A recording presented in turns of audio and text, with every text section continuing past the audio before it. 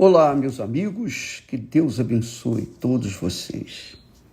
Que o Espírito Santo venha conduzir a nossa meditação, em especial por conta desse texto magnífico que o nosso Senhor Jesus Cristo pessoalmente nos dá. Pessoalmente. Esse texto magnífico que nós temos estudado essa semana toda, ele, por mais que a gente receba revelações, ainda tem mais. Sempre tem mais um pouco. E uma das coisas que nós queríamos perguntar para você, que obriga você a pensar, é o seguinte: quando nós tratamos da palavra de Deus, então nós temos as pessoas que falaram, as pessoas que estão ouvindo, que se pronunciaram, por exemplo, no Velho Testamento, em Gênesis, nós lemos que no princípio criou Deus os céus e a terra. Quem escreveu isso? Foi Moisés. Quem falou para Moisés escrever isso? Foi Deus. Moisés era um homem instruído, letrado, inteligente, sábio, e foi preparado por Deus lá no Egito. E ele, então, escreveu os 5 primeiros livros da Bíblia. Mas aí vem outros livros escritos por outros profetas, reis, outros autores. Nós temos também as cartas apostólicas escritas pelos apóstolos, Pedro, Paulo, João, Timóteo, como se diz, Tiago, enfim, nós temos vários autores. Nós temos aqueles que escreveram a história de Jesus, são os 4 evangelhos: Mateus, Marcos, Lucas e João. Então eles citam, cada um escreveu de acordo com a visão, o entendimento que o Espírito Santo lhes deu. E cada um foca acontecimentos que aconteceram no ministério do Senhor Jesus. Mas, quando nós lemos, por exemplo, sobre o rico e o Lázaro, essa história, esse acontecimento, esse fato histórico, somente Deus, na pessoa do Senhor Jesus Cristo, poderia escrever ou poderia falar do que acontece depois que a pessoa morre, não é? Porque todo mundo quer saber o que vem depois da morte.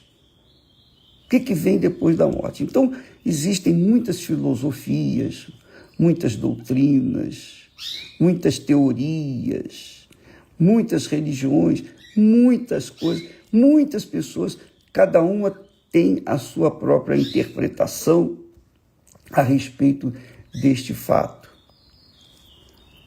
Mas o que a gente tem que observar, e não podemos nos esquecer, é que somente o próprio Deus poderia escrever esse texto, ou falar, ou ensinar, ou passar esse texto, contar o que aconteceu lá na Babilônia. Somente o próprio Deus, na pessoa do Senhor Jesus.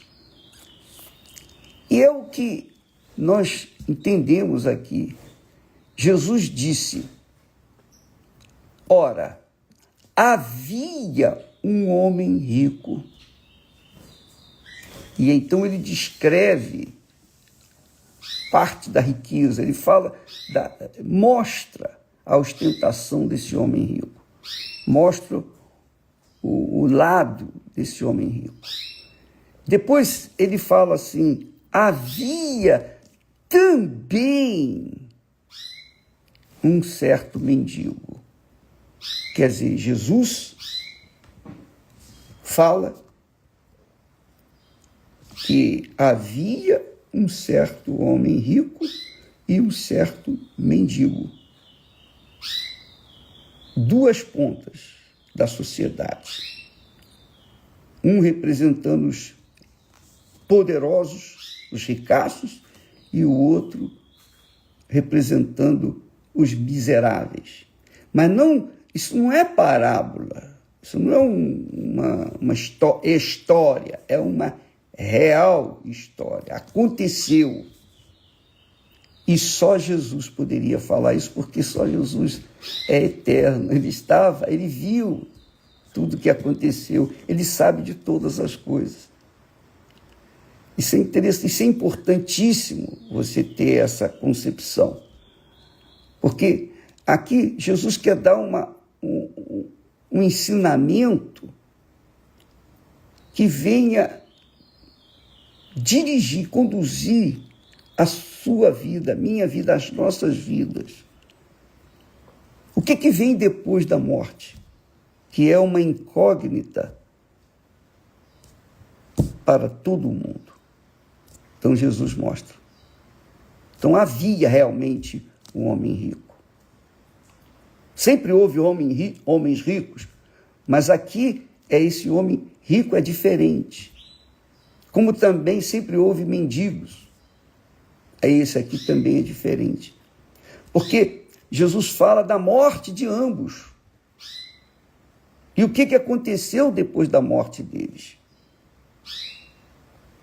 Então, o que mais chama a atenção nesses dois homens, um rico e o pobre, o mendigo? A riqueza do rico, quando você lê, poxa, vestia de púrpura e de linho finíssimo e vivia todos os dias regalada e esplendidamente. Quer dizer, uma ponta da vida. A outra ponta é o mendigo. Havia também um certo mendigo chamado Lázaro. É importante. Ele dá o nome de Lázaro. O mendigo, Jesus honrou falando o seu nome, pronunciando o seu nome.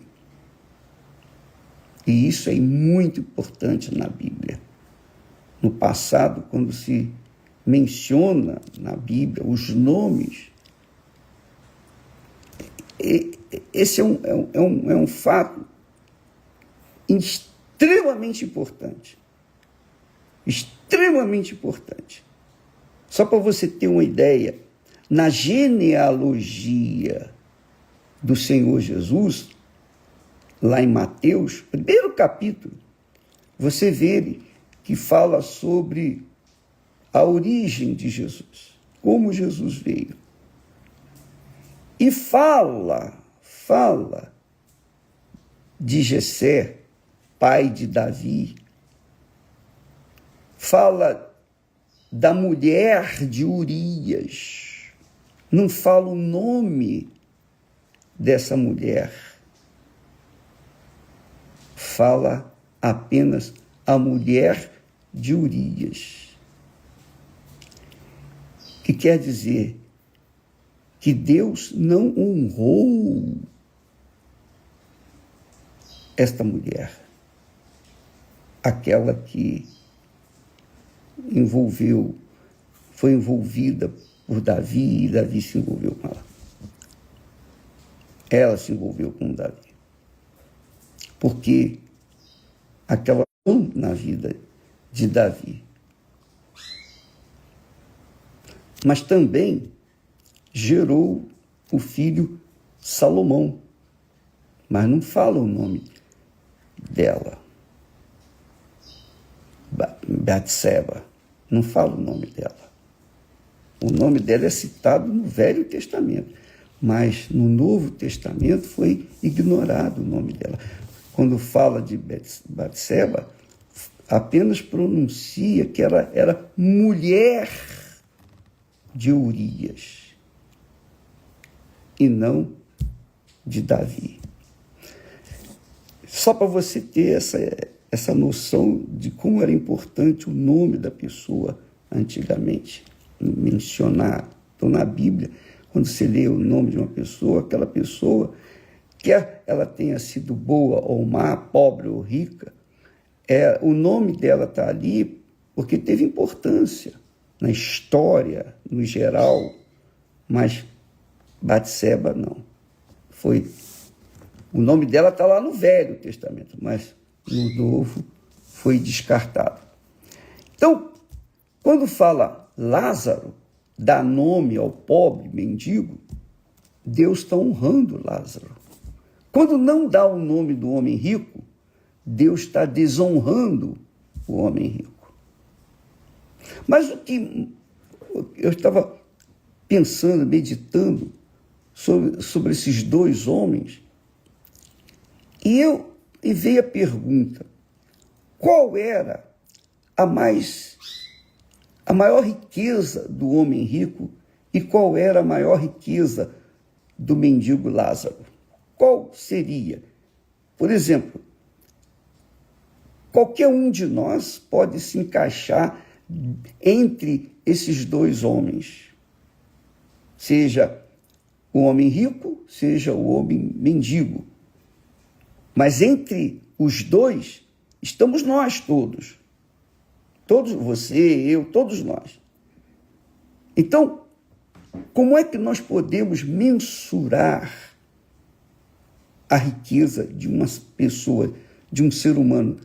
Que no seu caso, por exemplo, havia um homem rico. Depois Jesus diz, referindo-se a Lázaro miserável, havia também um mendigo.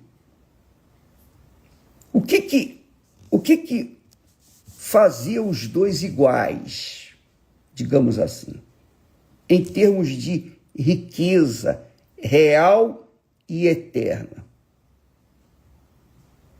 A pergunta é essa.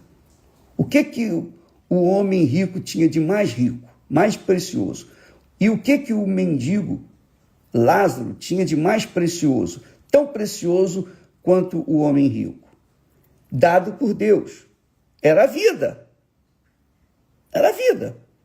Tanto o homem rico quanto o mendigo tinha uma preciosidade, uma riqueza incalculável que o ser humano neste mundo não enxerga.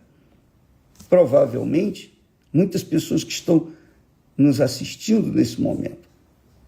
O homem rico pensava que a riqueza dele estava nas suas posses, no seu dinheiro, na sua luxúria, na sua vida regalada.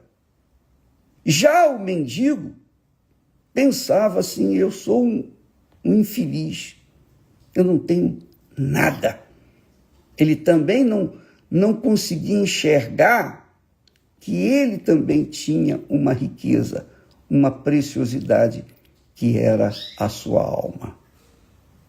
Então, quer você seja ou tenha dinheiro ou não, quer você seja uma pessoa enferma, um prisioneiro, uma pessoa condenada à morte pelos médicos, a doença que atingiu você, quer você seja a pessoa mais infeliz do mundo ou mais feliz do mundo, todos nós temos uma riqueza que é imensurável, dada por Deus. Ela está aí, dentro de você. Não é o seu corpo, não é o seu espírito, mas é a sua alma. a minha alma. A nossa alma, amiga e amigo, é a maior riqueza que nós temos. Porque essa riqueza, ela é tão rica, tão rica, tão rica, que tudo que a gente faz nesse mundo, a gente quer satisfazê-la. É para satisfazer a alma. Se a gente come ou se a gente bebe, a gente quer satisfazer a alma através da comida ou da bebida. Se a gente vive em família ou vive uma vida solitária, a alma sofre porque está só, ou se alegra porque está em meio aos familiares. Tudo é alma. Todo e qualquer prazer que você tenha na sua vida, ou desprazer, é na sua alma que você sente. Nós sentimos. Todos nós sentimos. E todos os sentimentos que nós temos, que nós sentimos, seja de amor, de ódio, de inveja, de paixão, de abandono, de dor, de prazer ou desprazer, qualquer que seja a sensação que a gente tenha no nosso corpo físico, seja uma sensação de tristeza ou de alegria, é a alma que sente. Por exemplo, nesse momento, eu sinto a minha boca seca e eu tenho que satisfazer a minha língua, o meu corpo, com um pouco de água. Porque senão eu não posso continuar falando. Eu não posso continuar expressando os meus pensamentos, que vêm à minha cabeça. Então, Deus nos tem dado o mais precioso, que não são as riquezas deste mundo, que se chama alma. A sua alma, como a minha alma, é a coisa mais rica que nós temos, que foi dada por Deus. É o sopro de Deus dentro de você. Você sabia disso? Quando Deus criou do barro Adão, primeiro homem, ele soprou nas suas narinas o fôlego da vida. Esse fôlego é eterno. Deus o fez para ser eterno. Ele criou para a eternidade. O corpo não. O corpo é deteriorável, porque é feito de barro. Mas a alma não. A alma é eterna. O espírito, que diz respeito à inteligência, sabedoria, é de Deus.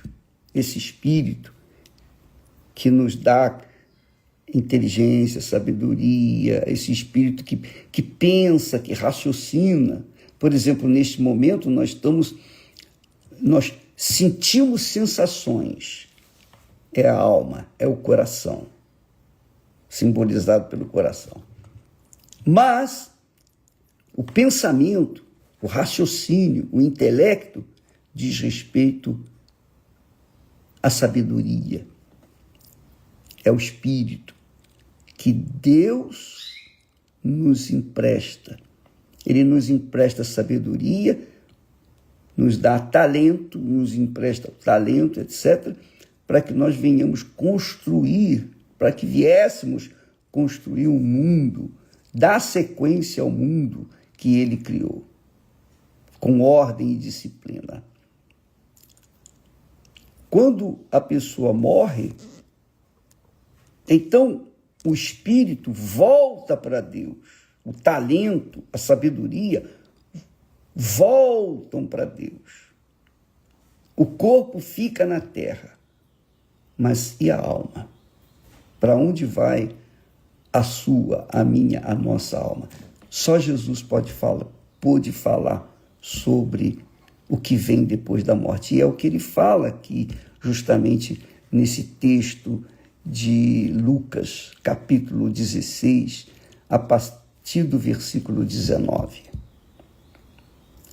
Então, são textos que mostram o que acontece com a nossa alma. O espírito volta para Deus. O corpo desce à sepultura e se junta ao pó. Mas e a alma? E a alma? A pergunta é, e a sua alma, minha alma? Para onde vai a minha alma? Para onde vai a sua alma? Só Deus poderia dar a resposta. E aqui ele dá a resposta para mim, para você, para todos nós. Havia um homem rico. Ele mostra que a riqueza do homem não é simplesmente o que ele possui, o que ele pega, o que ele toca, o que ele vê. Não. Mas os homens loucos, os poderosos, os reis, os presidentes, as autoridades máximas deste mundo, eles não veem assim. Eles não veem que a alma é a maior riqueza deles. Eles veem o poder de compra, o poder de mandar e desmandar. Esse poder que eles têm, para eles, é a maior riqueza. Mas não é. A maior riqueza, tanto o rico quanto o pobre tem. Tanto o homem mais rico do mundo, quanto o homem mais miserável do mundo, tem essa riqueza dentro de si.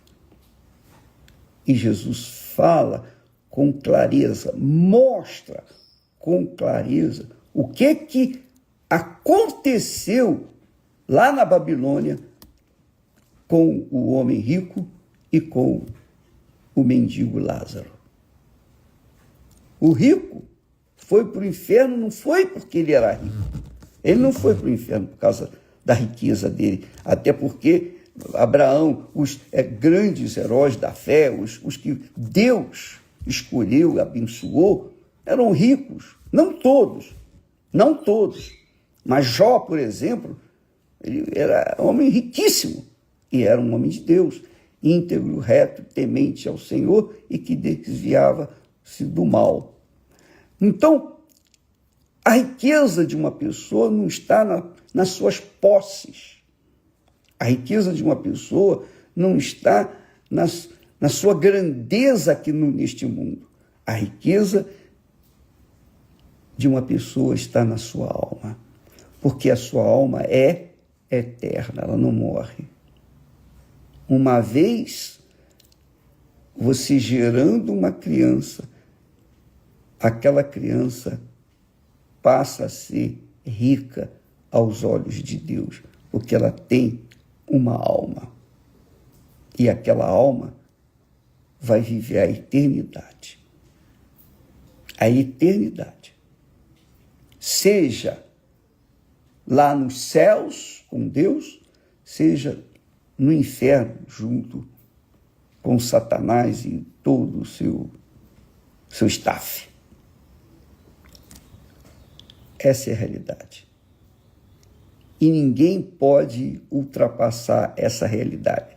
Ninguém pode mudar essa situação. É o que está escrito. É o que Deus nos ensina nessa história do rico e do mendigo Lázaro. Eu tenho batido nessa tecla justamente para levá-los a pensar na sua alma. Para onde vai a sua alma? Para onde vai a sua maior riqueza, que é a sua alma? que é eterna. Porque o dinheiro, o poder, o linho finíssimo, a vida regalada, esplêndida que o rico viveu aqui, acabou com a morte. A miséria, a pobreza, a doença, as lambidas dos cachorros, nas feridas de Lázaro, tudo isso acabou. Tudo isso acabou. Mas a alma de Lázaro permanece viva até hoje. Como a alma do rico permanece viva até hoje. Nenhum dos dois perdeu assim, se desfez a alma. A alma não morre. A alma não morre. Deus mostra isso aqui. Ou a alma vai para o céu, ou a alma vai para o inferno. Mas um dia ela vai ter um desses dois destinos. E isso só depende de cada um de nós, da nossa escolha.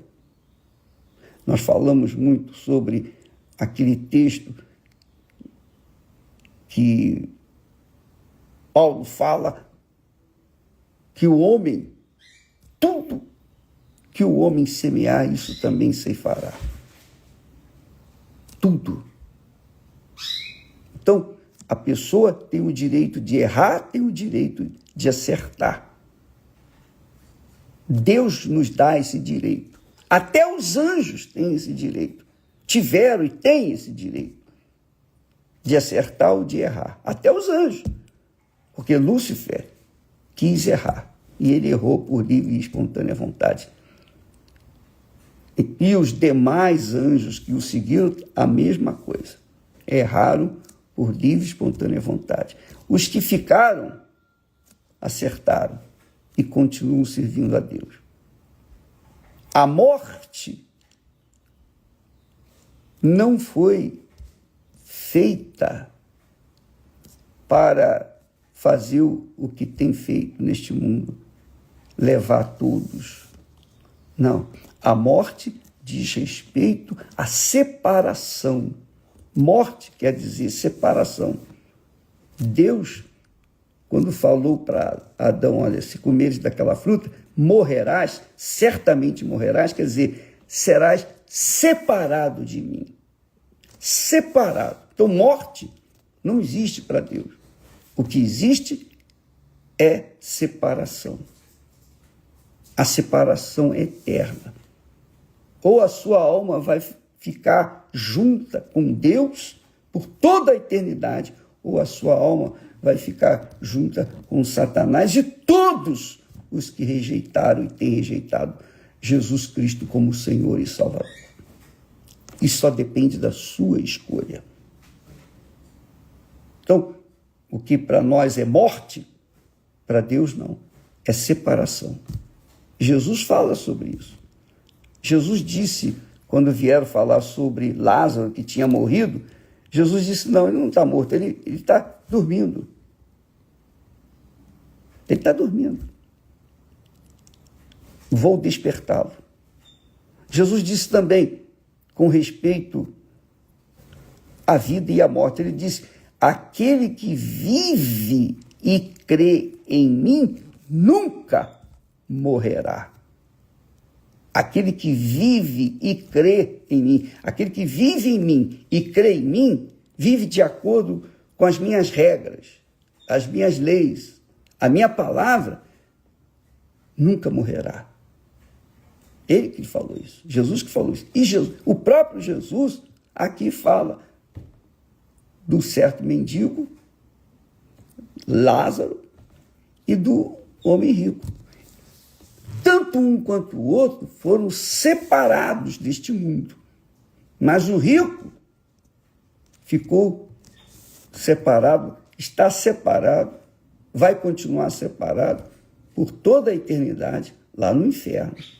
Já o pobre mendigo Lázaro foi separado para viver a eternidade com Deus, lá no seio de Abraão.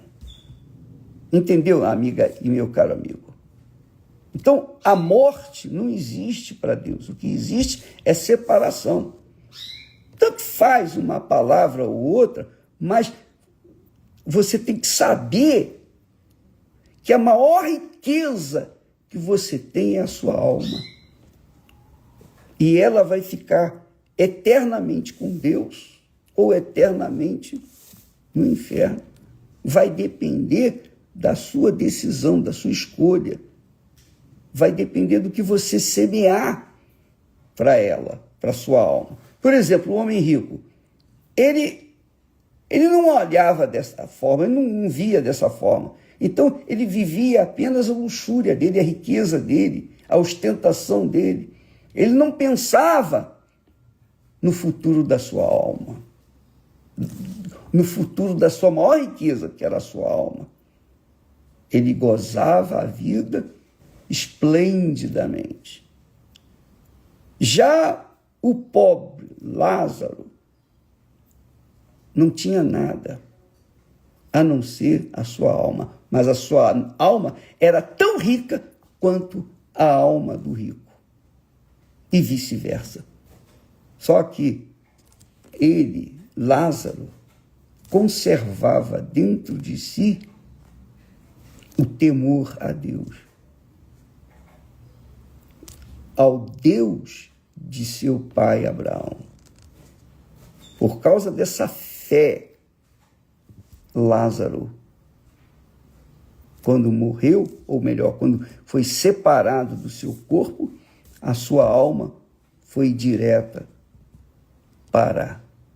foi imediatamente levada pelos anjos. Está aqui escrito, sua alma foi levada pelos anjos para o seio de Abraão, por causa da sua fé no Deus de Abraão.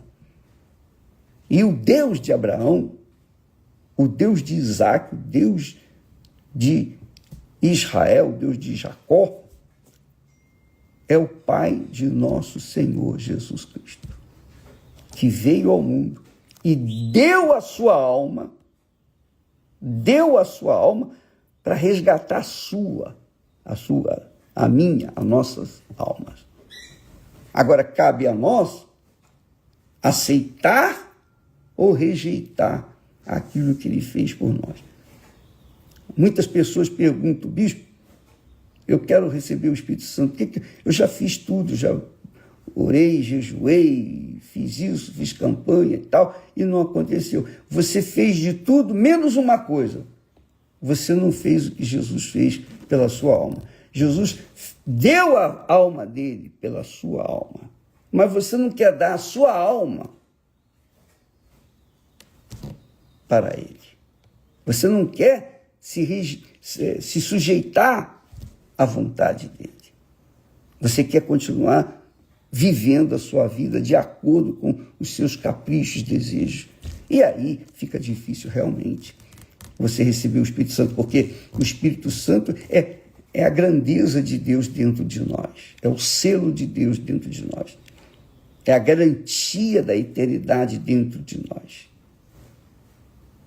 Então, isso, amiga e amigo, só depende de cada um de nós. E eu estou aqui para falar, ensinar, orientar, mas cada um tem que tomar a sua própria decisão. É uma coisa muito pessoal, individual. Amanhã nós vamos falar mais a respeito, agora, do Espírito Santo. Por que o Espírito Santo foi dado? Por que ele veio ao mundo em substituição ao Filho dele, Jesus? Amanhã estaremos falando mais e a necessidade de todos receberem o batismo com o Espírito Santo. Deus abençoe a todos e até amanhã, em nome do Senhor Jesus. Amém.